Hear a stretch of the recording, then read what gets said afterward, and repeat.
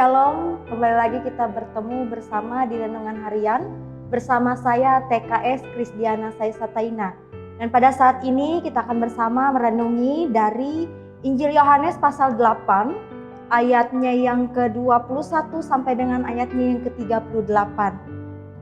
Saya angkat tema yaitu percaya hanya kepada Yesus Kristus. Ya baik, kita akan memulainya dengan wisata di kota Banjarmasin. Wisata di Sungai Martapura ini terdapat wisata lokal yang terbilang unik. Dan saya yakin dan percaya pasti kebanyakan orang mengetahui wisata ini, yaitu wisata susur sungai dengan mengendarai bermodal transportasi air. Nah, transportasinya disebut oleh orang-orang Banjar adalah kelotok. Di mana kelotok ini digunakan orang untuk menyusuri sungai untuk menuju suatu tempat tujuan tertentu.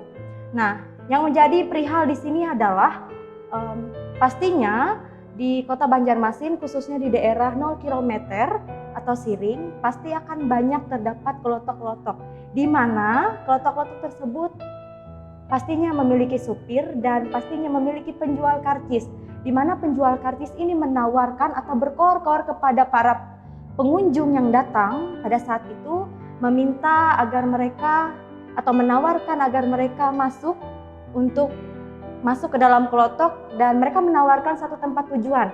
Contohnya tujuannya yang sangat populer di sana adalah Kampung Hijau. Nah, Bapak Ibu yang dikasihi dalam nama Tuhan kita Yesus Kristus, tetapi orang yang menjual tiket atau karcis ini ketika dia sudah mendapatkan para penumpangnya tadi, dia tidak ikut serta perihal mengantarkan penumpangnya ini sampai ke tempat tujuan. Tapi dia tetap tinggal diam dan terus-menerus mencari pelanggan yang akan datang seterusnya. Baiklah, orang Kristen seringkali berseru-seru dan berkoar-koar di tengah orang banyak, mengatakan bahwa dia adalah seorang hamba Allah. Dia adalah seorang Kristen yang sejati. Tetapi yang menjadi kesalahannya di sini adalah dia mengatakan hal tersebut, tetapi tingkah lakunya dalam menjalani setiap hidup dan kehidupannya itu bertentangan dengan apa yang dikatakannya sebagai hamba Allah. Nah, firman Tuhan pada saat ini mengatakan bahwa jika kita mengaku anak Allah, itu berarti kita harus siap hidup sesuai dan seturut dengan firman Tuhan. Hidup yang seturut dan sesuai dengan firman Tuhan ini adalah hidup yang mampu menjauhi setiap perbuatan yang bisa memunculkan atau menimbulkan dosa.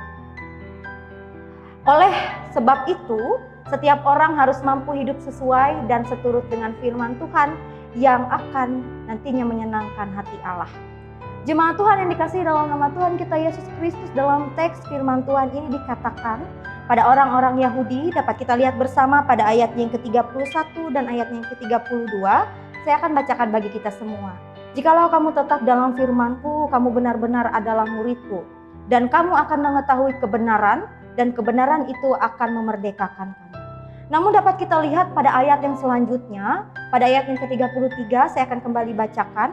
Kami adalah keturunan Abraham, dan tidak pernah menjadi hamba siapapun. Bagaimana engkau dapat berkata bahwa kamu akan merdeka? Pada ayat ini terlihat sangat jelas bahwa orang-orang Yahudi yang awalnya percaya itu berubah menjadi ragu dan protes atas setiap apa yang dikatakan oleh Yesus Kristus ini. Orang-orang Yahudi pada saat itu tahu bahwa Abraham adalah bapa orang percaya yang sangat dikasihi oleh Allah. Dan ketika mereka mengatakan bahwa mereka adalah keturunan Abraham, maka menurut mereka secara otomatis mereka akan memperoleh keselamatan.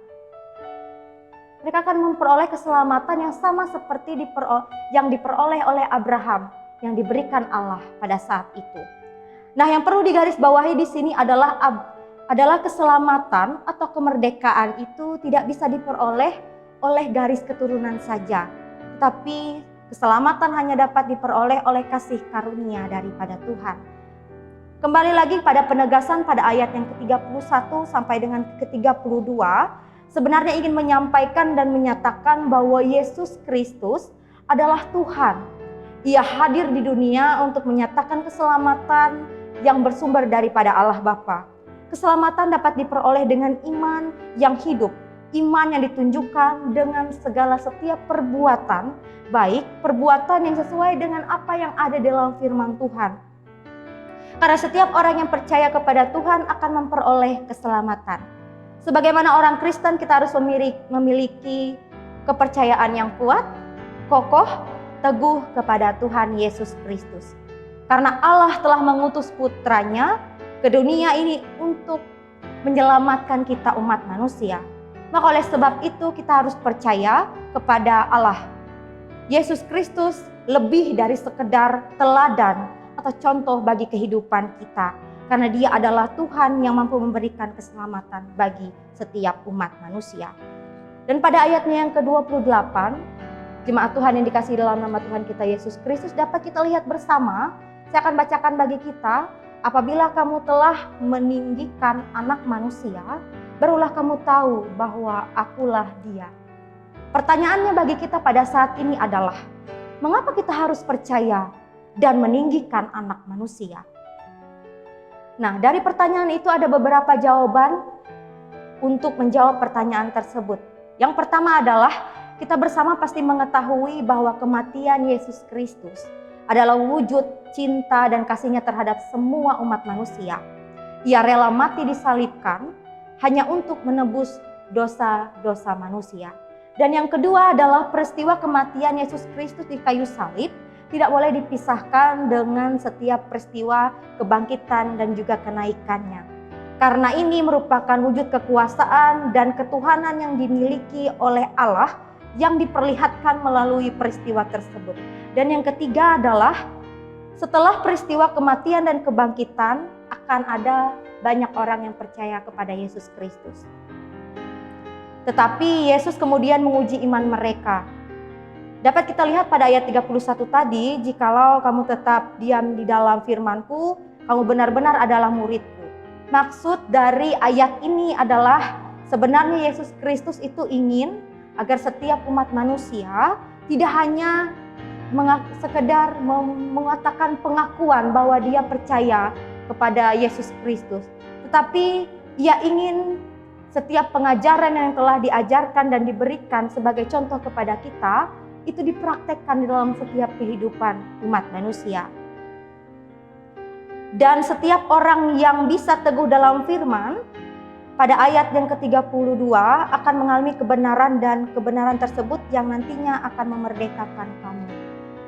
Nah, Yohanes pasal 14 ayat 6 mengatakan bahwa akulah jalan kebenaran dan hidup. Nah, dari sini dapat kita lihat bahwa tidak ada jalan untuk memperoleh keselamatan, untuk memperoleh kehidupan yang kekal jika tidak melalui Yesus Kristus.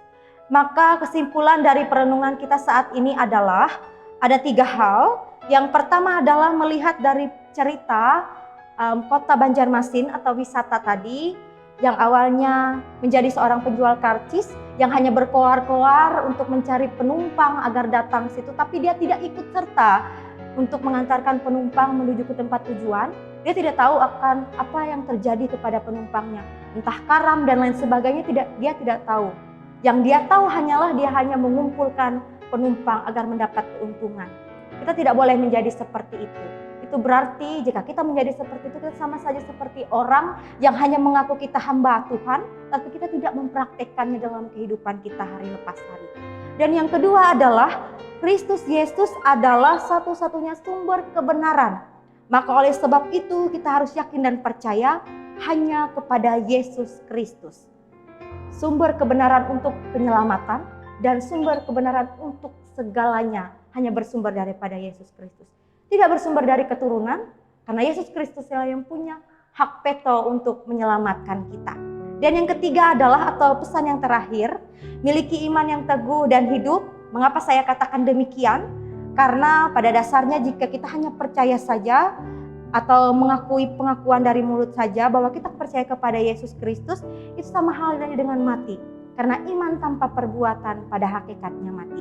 Ingat, hanya Yesus Kristus yang dapat membebaskan kita dari perhambaan dosa, belenggu dosa, dan jangan ragu untuk terus percaya kepada Yesus Kristus. Amin untuk firman Tuhan. Mari kita bersatu dalam doa, kita berdoa. Terima kasih Tuhan Yesus karena kami telah mendengarkan sebagian dari firman-Mu. Kiranya firman tadi boleh hidup, bertumbuh dan berkembang dalam hidup dan kehidupan kami. Dan kami dapat praktekannya dalam kami menjalani kehidupan kami bersama orang-orang di sekitar kami. Kiranya iman kami terus bertumbuh dan terus kami praktekkan dalam setiap hidup dan kehidupan kami. Ini kami ya Tuhan, kami sudah berdoa dan mengucap syukur. Amin.